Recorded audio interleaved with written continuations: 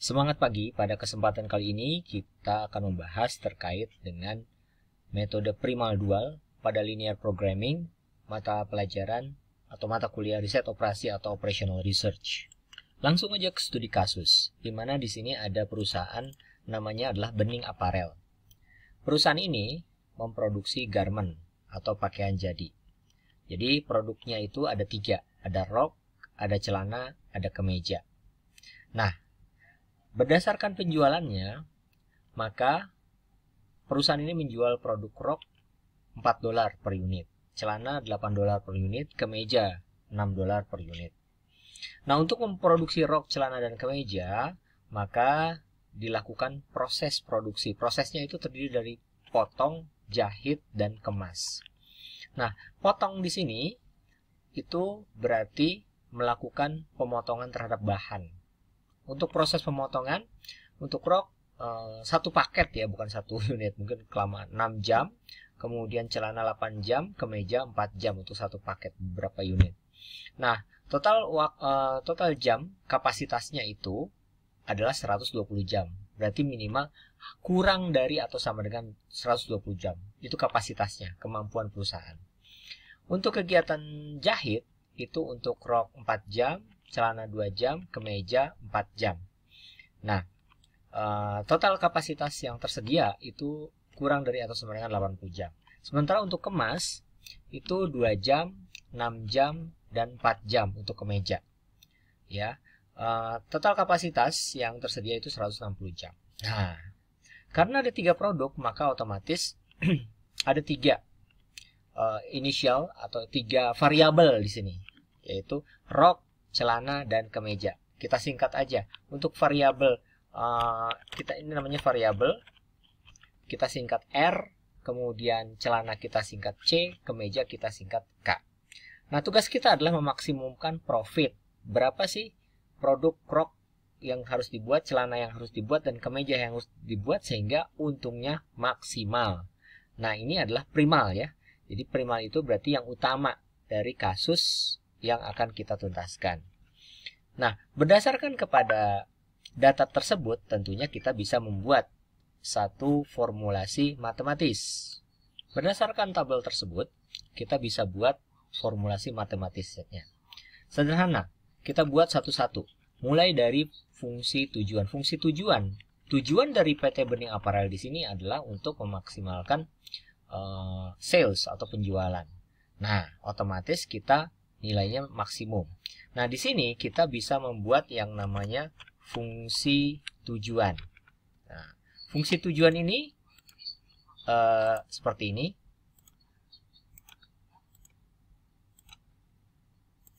Kita mulai dari fungsi tujuannya dulu. Nah, untuk fungsi tujuan, kita lihat dari blok ini. Oke? Dimana rok itu R, celana itu C, dan kemeja itu K variabelnya. Sehingga fungsi tujuan biasanya orang menotasikannya Z, itu dinotasikan sebagai Z. Ya, Z itu sama dengan, di sini roknya itu adalah 4. Ya, 4 berarti 4R. Nah, 4R. Kemudian ditambah dengan $8 untuk celana, berarti 8C. Oh, 8C.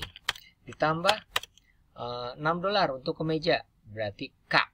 Ya, 6K. Dah. Ini fungsi tujuan. Oke. Nah, sudah selesai. Kita lanjutkan untuk fungsi pembatas. Nah, untuk fungsi pembatas, ini di sini ada 3. Ada potong, jahit, kemas. Kemudian nilai koefisiennya ini, dan nilai pembatasnya di ujung. Nah, kita mulai dari potong dulu. Kita geser ke sebelah kiri. Kita tulis fungsi pembatas. Oke. Nah, di fungsi pembatas ini, yang pertama, itu ada 6R, 8C, 4K. Itu maksimal 120 jam. Berarti maksimal itu kurang dari 100 sama dengan 120. Sehingga kalau misalkan saya tuliskan di sini, itu nilainya menjadi seperti ini. Nah, kemudian maksimal berarti harus kurang dari. Kemudian yang terakhir itu adalah batasnya berapa? 120. Sehingga saya tulis di sini. Nah, sehingga utuhnya itu adalah 6C ditambah 6R ditambah 8C ditambah 4K kurang dari atau sama dengan 120. Untuk apa? Untuk potong. Kita lanjutkan untuk jahit. 4 jam berarti 4R, 2C ditambah 4K. Ya, kurang dari atau sama dengan 80 jam. Sehingga kalau saya tuliskan formulasinya akan jadi seperti ini. Ya. Terakhir adalah untuk kemas. Kemas itu adalah 2 jam rok, 6 jam celana, dan 4 jam kemeja. Maksimal 160 jam. Sehingga kalau saya tuliskan ke dalam formulasi matematik, jadinya seperti ini. Ya, ini sudah selesai formulasi matematik untuk kasus yang maksimasi. Sehingga kalau saya sempurnakan, bentuknya akan seperti ini. Ada tabelnya, ada formulasi matematis, ada fungsi tujuan, dan fungsi pembatas. Nah, di dalam kasus primal dual, ini adalah prime kasus daripada soal bening aparel. Nah, ternyata ini bisa dikembangkan menjadi yang lebih kompleks lagi. Nah, formulasi yang kita dapat ini bisa dikategorikan sebagai bentuk utama dari kasusnya. Sehingga kita bisa mengatakan ini adalah primal. Ya, primal, ini juga primal. Nah, kemudian, kalau misalkan tugas kita bertambah, Anda diminta untuk tentukan bentuk dual dari primal programa linear yang ada ini. Nah, jadi kita nanti bisa menentukan dualnya. Teori ini sering disebut sebagai teori dualitas. Jadi konsep dualitas itu merupakan perkembangan dari programa linear sebenarnya. Hal ini sangat diperlukan sebagai dasar interpretasi ekonomis suatu persoalan programa linear. Jadi, rumus persoalan teori dualitas ini terdiri dari primal dan dual. Nah, yang primal ini kita sudah tentukan. Sekarang bagaimana kalau sekiranya dual? Dual itu kalau menurut saya sederhana. Intinya adalah kolom dirubah menjadi baris. Baris dirubah menjadi kolom. Ingat, konsepnya seperti itu saja sebenarnya. Jadi kalau misalkan tabel atau kisah daripada kasus primalnya seperti ini, maka kita akan bisa membuat kasus dualnya sebagai berikut. Saya akan membuat tabel dualnya. Ini katakanlah ini adalah tabel dualnya. Oke. Nah, kita highlight dulu yang mana. Di primal itu kan ada yang disebut sebagai potong, jahit, kemas. Ini batasan kapasitasnya, 120 jam, 80 jam, dan 160 jam. Otomatis, untuk kasus dual, kita berorientasi tujuan utamanya pada prosesnya, bukan pada produknya. Sehingga saya bisa katakan bahwa kita buat di sini proses. Di mana proses tersebut yang tadinya kolom, kita rubah menjadi baris, seperti ini. Nah, potong, jahit, dan kemas. Ya, sehingga angka yang tadinya 120, 80, dan 160, yang tadinya kolom, itu bisa berubah menjadi baris seperti ini. Ya, sehingga saya bisa mengatakan ini adalah sewa. Katakanlah perusahaan tidak memiliki tempat sendiri, sehingga dia harus mengeluarkan biaya sewa untuk proses potong, untuk jahit, dan untuk mesin kemas. Oke. Nah, lalu bagaimana dengan yang lainnya? Berarti produk yang tadinya baris kita rubah menjadi kolom. Ya kan? Sehingga saya bisa mengatakan, oh, rok, celana, kemeja seperti ini. Ya. Nah, otomatis kita akan menyesuaikan. Ya. Nah, untuk rok 6, 4, 2 jam seperti ini, itu akan kita masukkan ke sini. Oke, 6, 4, 2 jam. Ya, yang tadinya kolom menjadi baris. Begitu juga dengan celana. Ya. 8, 2, 6 jam itu akan masuk sini. Kemudian kemeja 4, 4, 4 akan masuk menjadi 4, 4, 4 di sini. Nah, secara otomatis penjualan rok $4, 8, dan 6 yang tadinya menjadi baris akan berubah menjadi kolom di sebelah kanan. Oke, bentuknya seperti ini. Sehingga di sini yang tadinya penjualan atau sales itu akan menjadi penjualan atau sales pada kolom yang tadinya berupa baris. Sehingga untuk proses variabelnya, ya, variabelnya itu yang semula kita cari rok, celana, kemeja, ini akan berubah menjadi proses yang terdiri dari potong, jahit, dan kemas. Dimana inisialnya berubah nih. Kalau rok, celana, kemeja kan RCK. Nah, kalau potong, jahit, kemas, itu kita bisa merubah variabelnya menjadi potong P, jahit J, dan kemas K. Nah, sederhana ya. Ini bentuk dualnya.